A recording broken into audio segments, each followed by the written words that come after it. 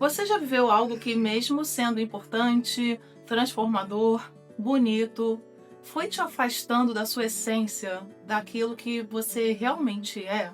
Eu vivi isso e foi recentemente que eu me dei conta do que estava acontecendo com a minha vida. Mas essas mudanças não acontecem do dia para a noite. Elas vão nos transformando de forma bem sutil, até o ponto que a gente se olha no espelho, olha dentro dos nossos olhos e se pergunta, afinal, quem sou eu? Mas aí quando a gente percebe que estamos completamente desconectados da nossa própria essência, da nossa própria memória de quem nós realmente somos, vem a pergunta, tá, e agora? O que eu faço? O que eu faço para mudar? Como é que eu posso voltar atrás?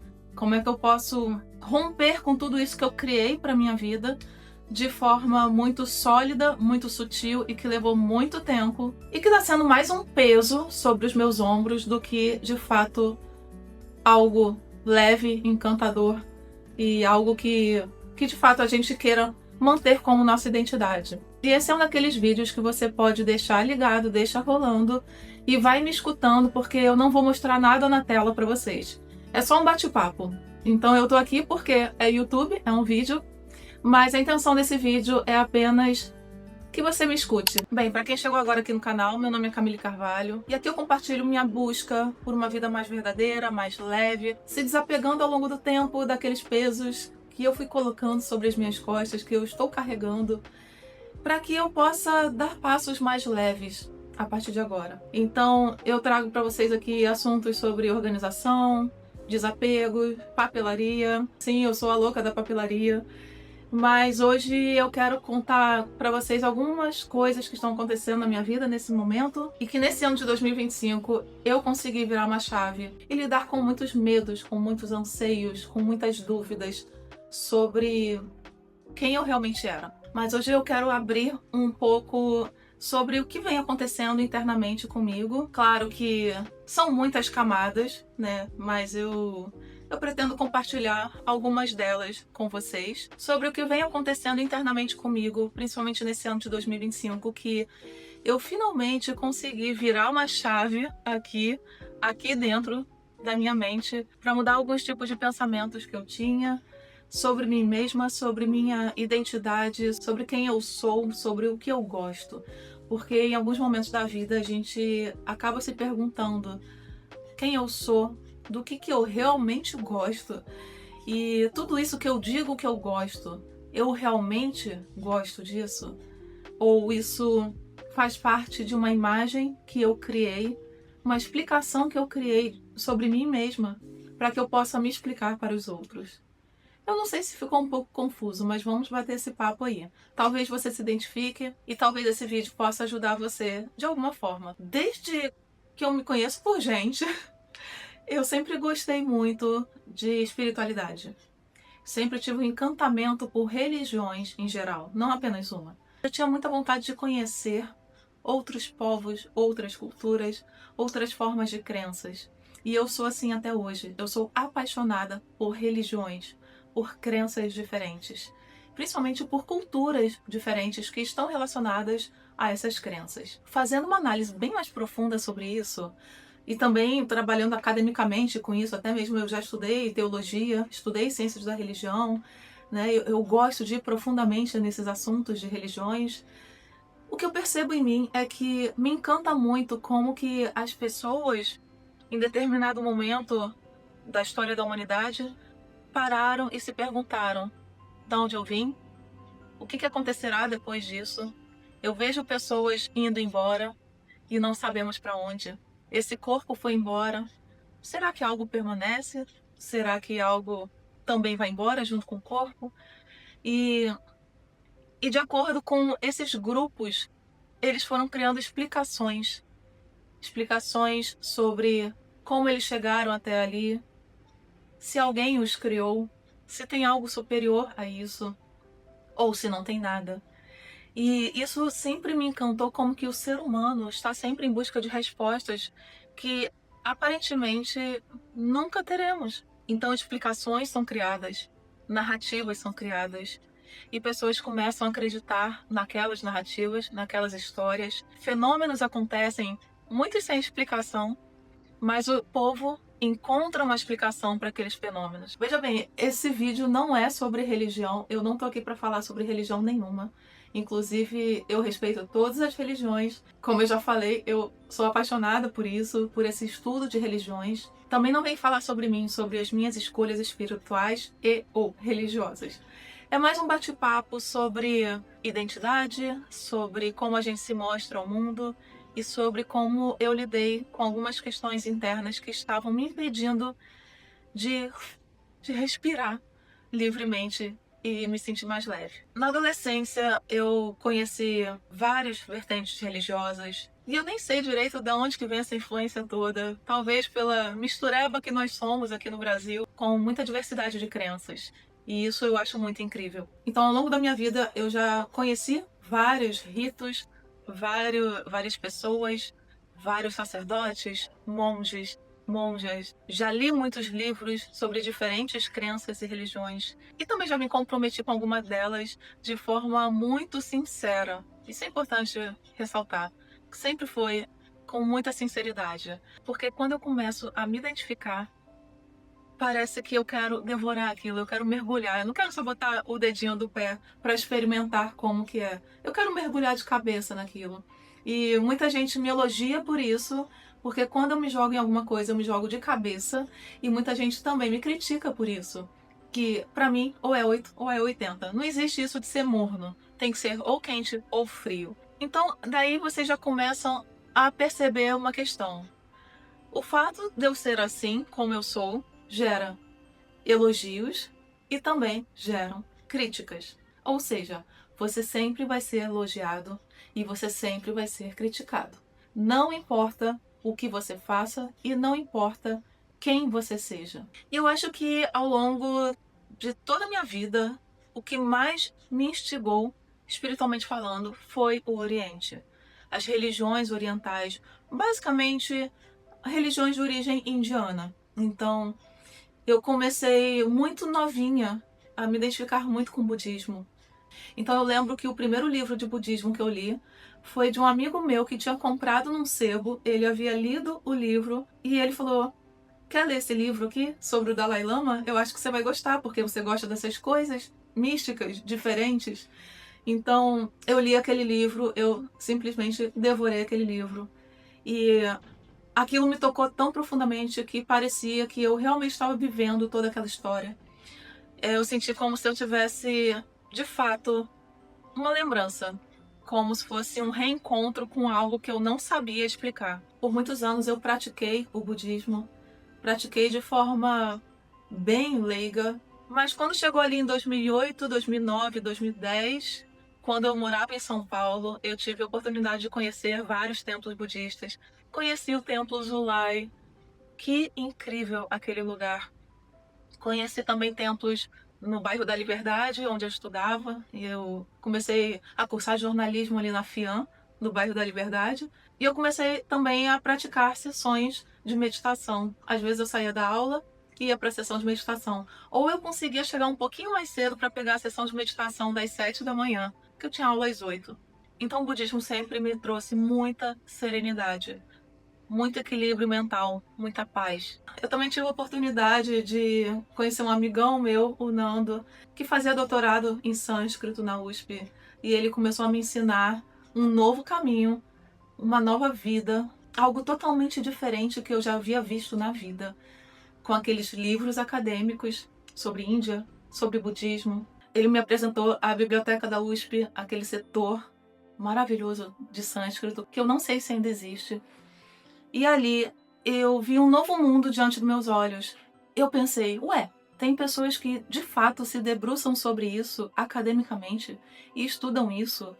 Então ali foi o primeiro contato com a vida acadêmica em relação às religiões, em relação às crenças. Porque até então, para mim, crenças, religiões, espiritualidade era algo muito íntimo, algo muito experimentado e não pensado sobre. E foi ali que eu, de fato, mergulhei de cabeça. E, novamente, eu repito, fui muito elogiada e fui muito criticada. Então, minha paixão mesmo pela Índia, pelos estudos acadêmicos indianos, começou em 2008, quando eu tive essa oportunidade, quando eu conheci esse meu amigo.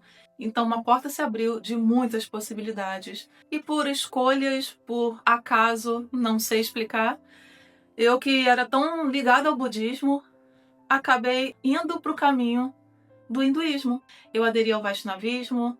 O hinduísmo comporta várias religiões. Nós temos várias religiões dentro do hinduísmo, várias correntes totalmente diferentes, inclusive ateísmo. Existem correntes ateístas dentro do próprio hinduísmo. Mas isso não é papo para esse vídeo. Isso daqui não é uma aula, isso daqui é um bate-papo. Porque justamente eu tô desligando um pouquinho essa chave de professora sobre hinduísmo, professora de yoga, e essa necessidade de ter que o tempo todo ensinar sobre isso, em vez de simplesmente vivenciar isso. Olha que eu acho que já resumi o vídeo. Eu acho que eu já poderia acabar com ele aqui. E foi em 2019, quando eu já estava fazendo meu mestrado, que eu pesquisei sobre a Índia, sobre o hinduísmo em si. Eu fiz mestrado em tecnologia da comunicação e a minha pesquisa era sobre livros sagrados. Sabe esse processo do livro físico impresso para o livro digital? A gente estuda muito essa relação das pessoas com os livros físicos e das pessoas com os livros digitais. Essa transição que a gente tá. E a gente tem vários marcos, várias passagens na história do livro e da leitura. A gente tem a oralidade, de repente começam a escrever. De repente, da escrita, do manuscrito, vem a prensa tipográfica, então começa-se a imprimir livros. Depois, com os livros impressos, a gente começa a digitalizar esse conteúdo. Então, toda essa passagem, toda vez que tem uma mudança em relação ao suporte, em relação à forma como isso acontece, como esse conhecimento é guardado, existem várias pessoas apocalípticas falando que, agora o que era comum vai acabar. Por exemplo, o rádio. Quando surgiu a TV, falaram que era o fim do rádio. E o rádio está aí até hoje. Então, quando eu me juntei ao grupo de pesquisa do professor Márcio Gonçalves, que pesquisava justamente isso, eu decidi fazer o meu mestrado com ele, ser orientada por ele. E eu fui pesquisar os livros sagrados indianos, do hinduísmo, né, que guardam toda aquela questão do respeito, a materialidade, o papel, o sagrado impresso naquele objeto. Quando ele passa para o digital, o PDF de um livro religioso, ele continua sendo espiritual? Ele continua sendo sagrado? Ou não? O que é sagrado, afinal? É o objeto ou é o conteúdo desse objeto? Então isso me moveu durante o meu mestrado e eu pesquisei aqui no Rio de Janeiro, entrevistei pessoas, participei, fiz muita participação nos templos para observar como que as pessoas lidavam com seus livros sagrados. Entrevistei muitas pessoas para perguntar, para saber como que eles se relacionavam com o livro sagrado, se o livro sagrado digital era também sagrado ou se era um livro qualquer como outro. Então, por exemplo, eu tenho aqui no Kindle, tem livros sagrados aqui e tem livros comuns também. O fato de ter um livro sagrado no meu Kindle significa que o meu Kindle se torna um objeto sagrado?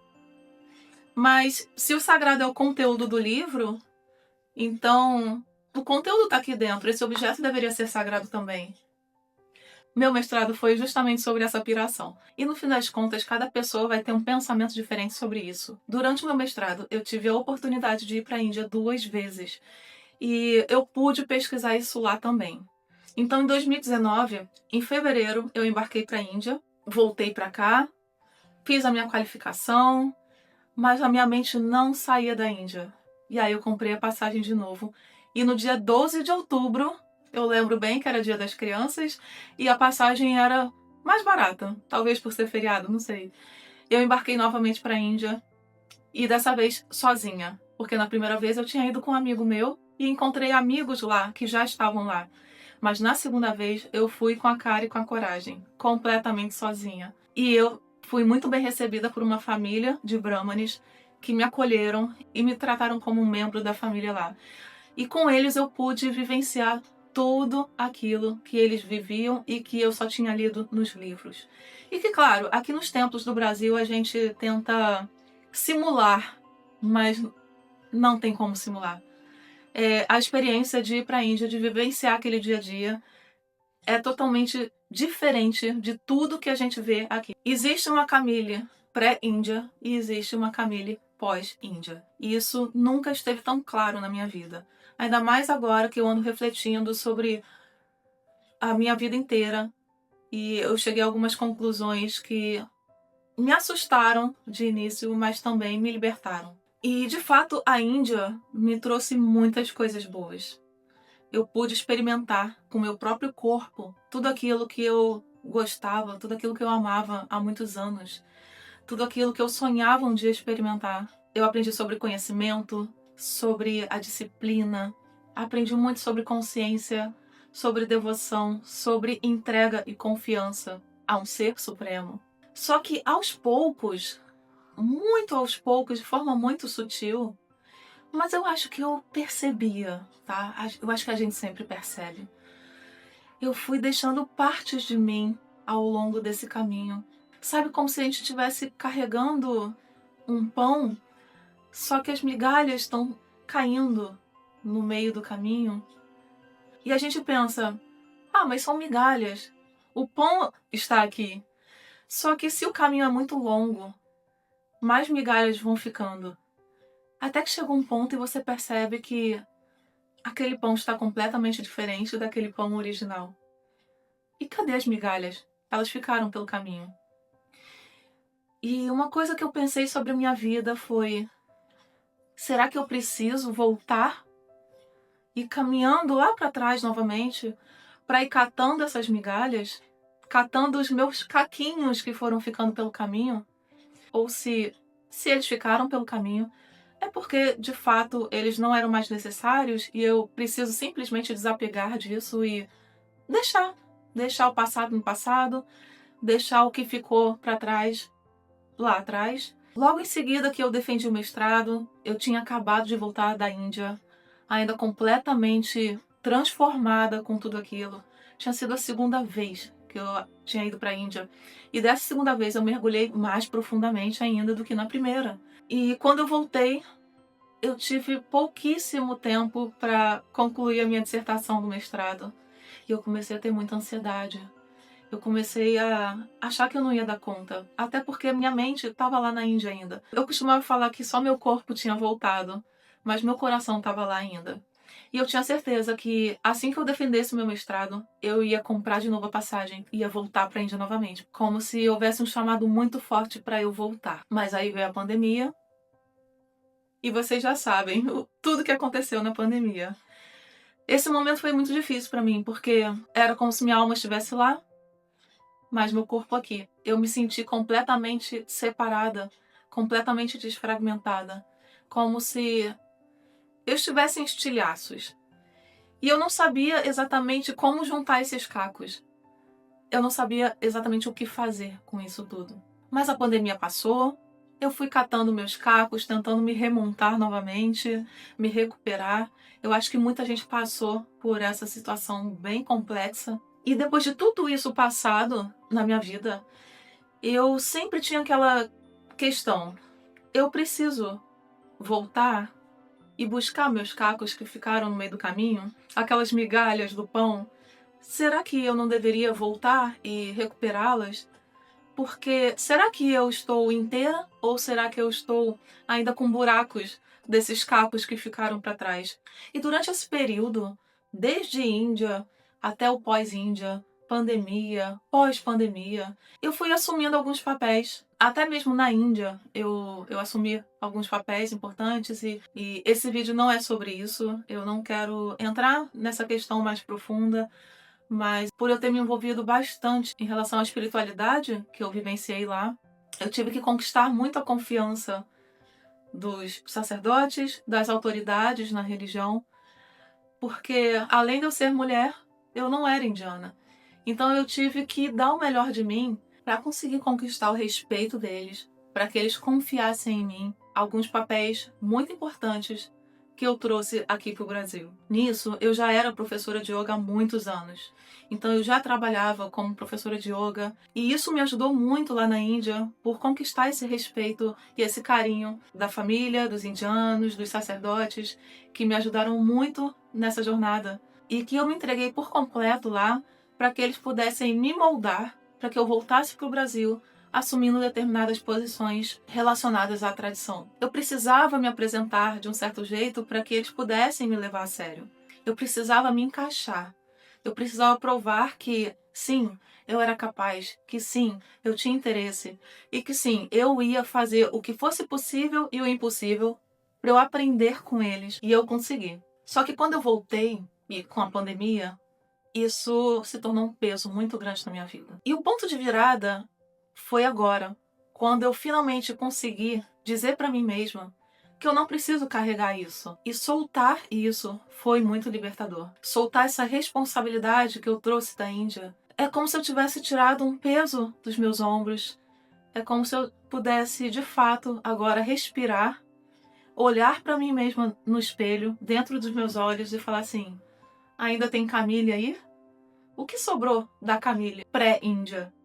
E agora parece que eu tenho um prazer imenso de olhar para trás nessa minha jornada, por essa estrada, identificar os cacos que eu deixei para trás e pegar aqueles que eu acho que devam voltar para minha vida, tampar alguns buracos em mim que ficaram abertos esse tempo todo. E agora, essa transformação que aconteceu nesses últimos 3 meses, eu me dei conta de que eu precisava apenas soltar, apenas me libertar disso. Não que isso tenha sido algo ruim para mim, mas que eu acho que